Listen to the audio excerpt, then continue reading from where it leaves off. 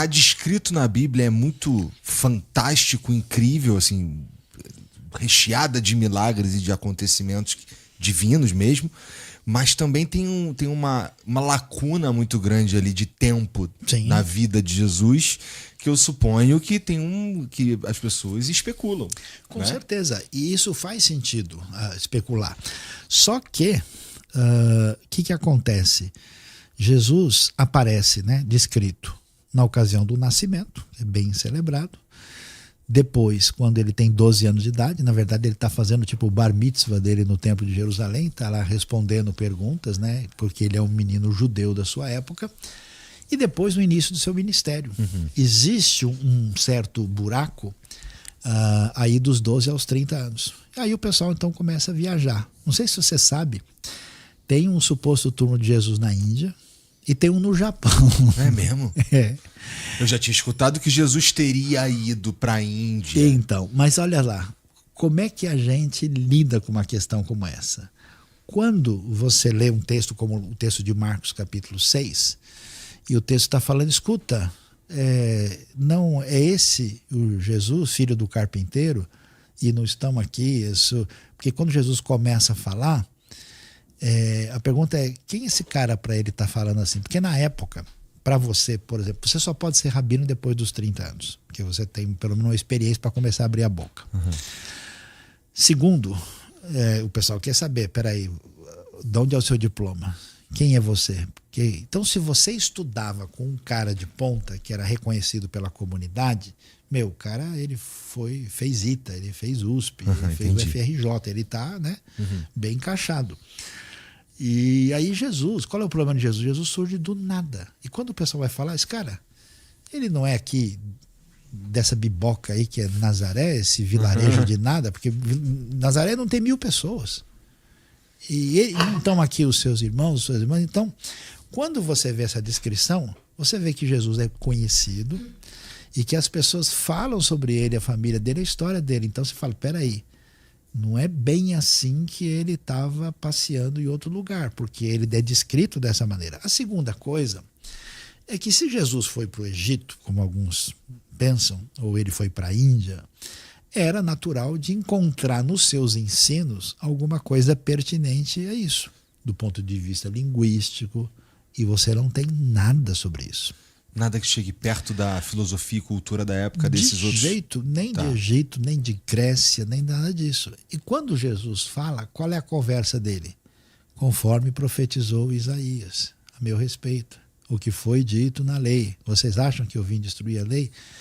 Jesus fala e conversa como um rabino judeu. E aí sim você pode dizer, dos grupos da época, qual é o grupo com o qual ele parece interagir de maneira mais dentro do tipo de abordagem? É dos fariseus. Porque você tem os saduceus, que são ritualistas, que aceitam só a lei de Moisés e estão no templo. Os fariseus é que ficavam estudando a Bíblia e argumentando em cima disso. E aí você tem os caras do deserto, que acham que o mundo vai acabar e estão afastados de todo mundo lá e não querem nada aqui, tipo o pessoal de Qumran, né? E a galera que era mais da pesada, que era, por exemplo, os caras que eram zelotes, né? Que era o pessoal, assim, pós-MST, né? Esses eram mais aguerridos. Eles matavam o romano. Os caras tinham até um punhal conhecido como os mais radicais, os sicários, né? Que pegavam e falavam, olha, os invasores romanos vêm aqui e a gente tem que dar um jeito. Mas mesmo assim, quando você vê Jesus sempre frustra e vai frustrar todo mundo, porque ele não se encaixa em nada. Então, por exemplo, todo mundo está esperando um Messias, e esse Messias tem que ser um libertador nacional. Jesus vai e cura o servo de um romano. Como assim? O cara mais da pesada que existia na época é o cara que se vendia para Roma para cobrar imposto das pessoas de casa. Jesus escolhe um discípulo dali. Um desses. E escolhe um zelote. Então ele pegou um cara do PL e do PSTU e botou junto. É muito doido isso. Aí Jesus conversa com mulher, que não pode. Conversa com o samaritano, que é um herege maldito que todo mundo detesta. As crianças gostam dele e querem chegar perto dele. Jesus vai jantar na casa do fariseu. Meu, Jesus é muito da hora. É impressionante como ele conecta com todo tipo de gente. E ele chuta o pau da barraca, porque todas as expectativas. Por isso que na hora do vamos ver, os próprios discípulos pulam fora. É isso que eu acho curioso, assim. Você não consegue, eu não consigo explicar racionalmente o sucesso de Jesus.